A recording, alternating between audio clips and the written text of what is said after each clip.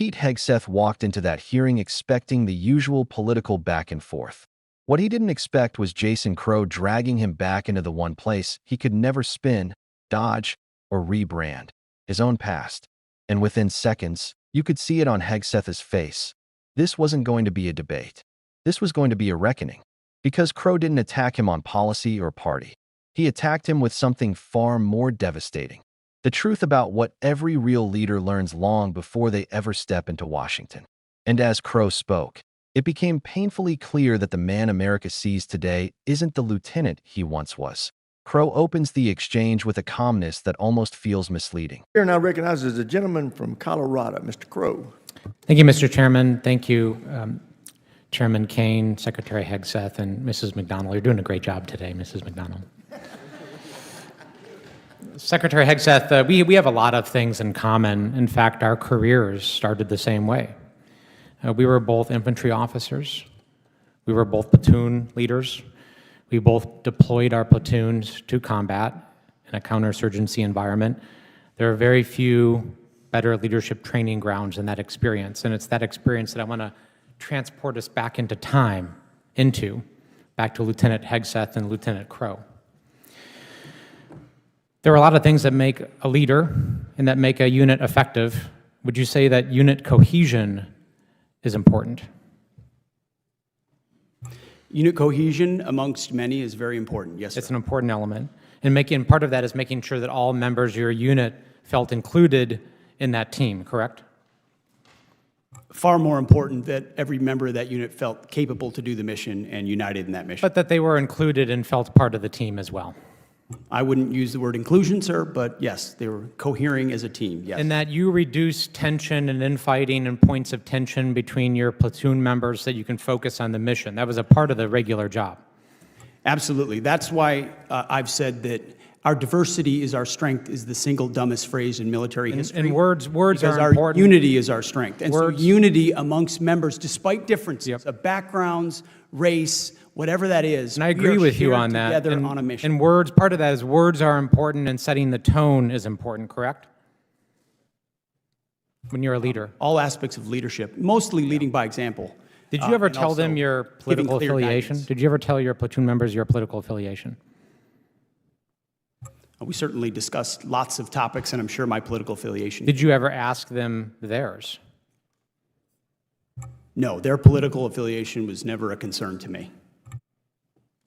Because it's important that everybody feel included and that people weren't excluded, correct? That would be antithetical to leadership. I'm sure my platoon contained Republicans, Democrats, and Independents, and I had no idea what their affiliation was. Okay, that was actually my next question, so I appreciate you answering that. You led your unit in a counterinsurgency environment and you interacted with civilians, correct? Interacted with members of the civilian population, sure. Yep. And you were, in fact, a COIN instructor, a counterinsurgency instructor, correct? In Afghanistan in 2011 and 2012, I was the senior counterinsurgency instructor. And you signed off on a manual. There's actually a counterinsurgency manual that you signed off on and helped create. And your name's on that manual, correct? We were a part of creating a lot of content at the COIN Academy, yes. Do you remember this portion of the manual? It says, if you've killed 2 innocents, you've set yourself back more than you've moved forward. Do you still agree with that? I would have to take a look at the manual, but obviously no one in warfare is seeking to kill innocents. Okay. Because it's important to show why we're different from the enemy. Because we're not the enemy, right? We're different from our adversary. Would you agree with that? We have different morals and different values. We are not the enemy, sir. We have different morals and we have different values than the enemy. We have a code, a uniform code of military justice. So the answer to that is inside yes. our formations that You're not trying to compare us to Al-Qaeda and ISIS, are you? We're different. I know the code of the United States military and army that I signed You up for. can't tell me whether we're Raise my different? right hand. You're not willing to say we're Of course, different? we're different. Okay, I thank mean, you. It's absurd. That's why I'm trying to reconcile the fact that we learned many of the same lessons as platoon leaders about unit cohesion, making sure that people were included, that we didn't ask people's political affiliation, that we interacted respectfully with civilian populations, that what a leader says matters, that the tone you set matters, that we are not the enemy, that we are different from them, we lead differently, we have different morals. How can I reconcile that experience and those lessons learned from Lieutenant Hegseth to now Secretary Hegseth, where you say things like what you just saw here, making us equivalent on the same standards as our adversaries, doing the same things that ISIS and Al-Qaeda would do? How can you possibly reconcile that? I can't. And just the other day down at Fort Bragg in our beloved 82nd Airborne Division, sitting there while we politicize the military and pull our paratroopers into politics, booing elected officials, booing politicians with whom you disagree. It's antithetical to our values, and you, sir, Gentlemen, have changed. time's expired. Chair, and I recognize the gentleman. He reminds Hegseth and everyone watching that their careers started the exact same way. Same rank, same mission, same responsibility to lead soldiers under pressure most people will never experience. Crow doesn't raise his voice. He doesn't need to.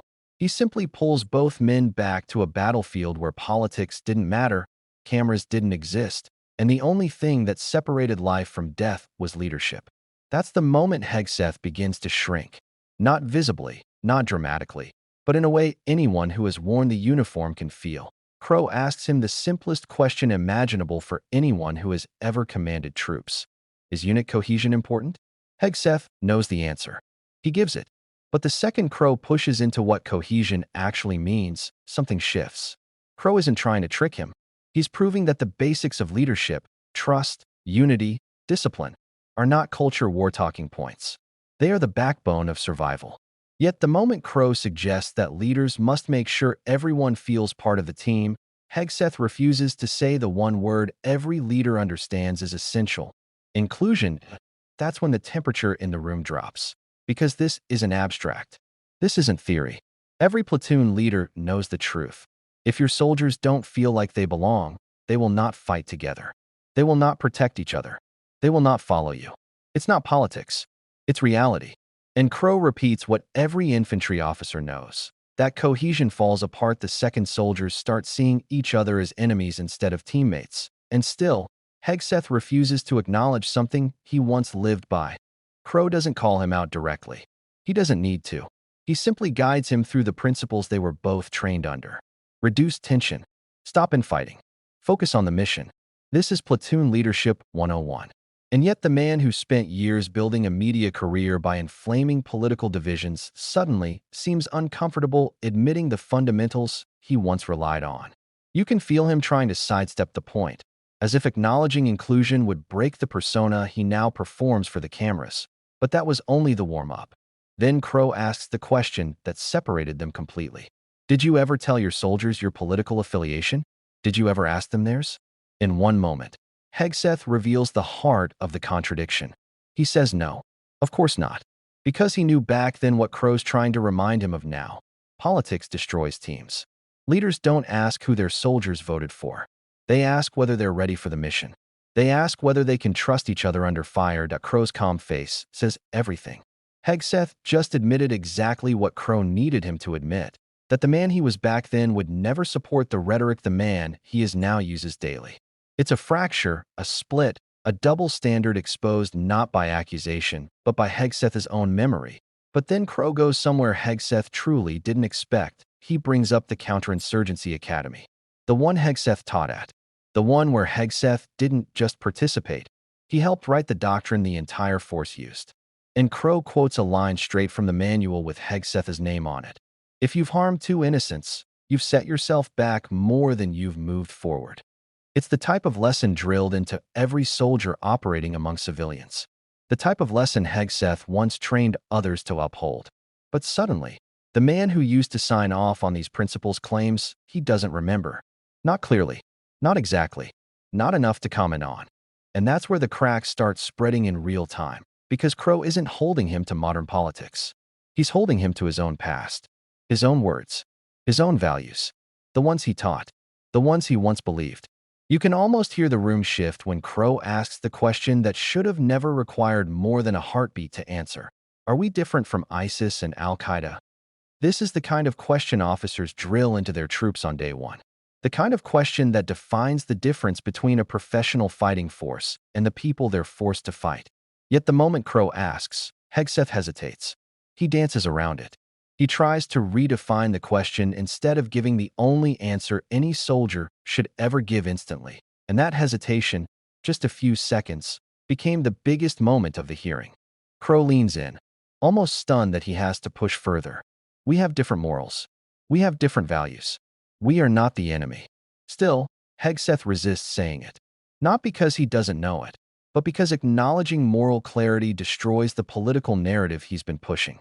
And only when Crow forces him, inch by inch, does he finally say the obvious. We're different. But by then, the damage is done, because Crow already revealed the truth. The lieutenant Hegseth once was, the one who taught discipline, restraint, and integrity, would have answered instantly, without hesitation, without calculation, without worrying about how it played on primetime TV.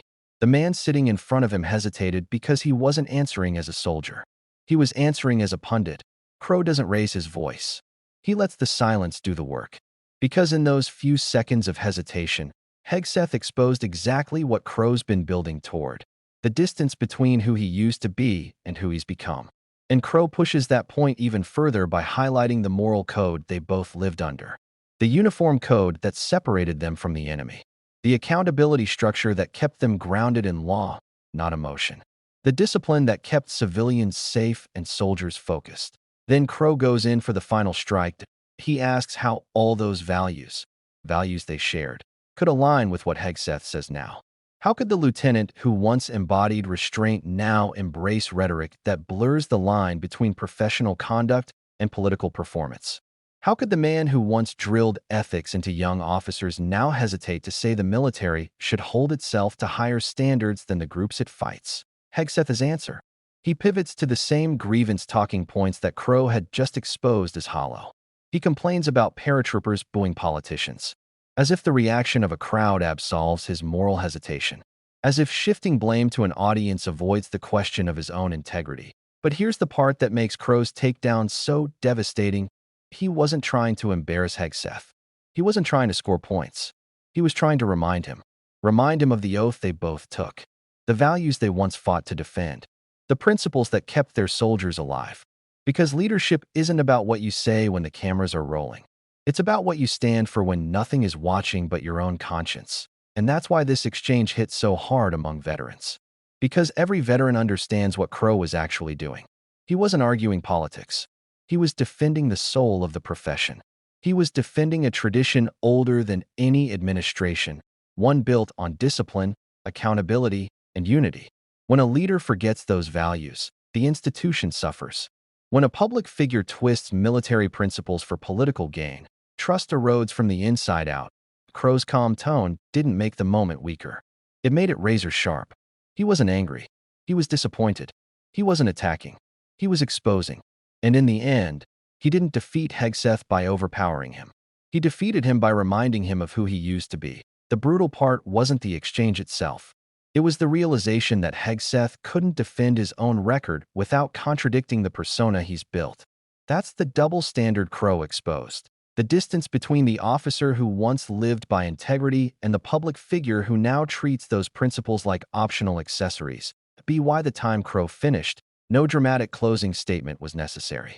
The silence afterward said everything. Hegseth wasn't just challenged, he was unveiled. The lieutenant who once understood the weight of leadership no longer recognized the values that made him who he was. And that, more than any argument, was the most revealing moment of all. If this breakdown helped you see the deeper stakes behind this hearing, make sure to like the video, subscribe for more in-depth coverage, and drop a comment letting me know which exchange you want decoded next.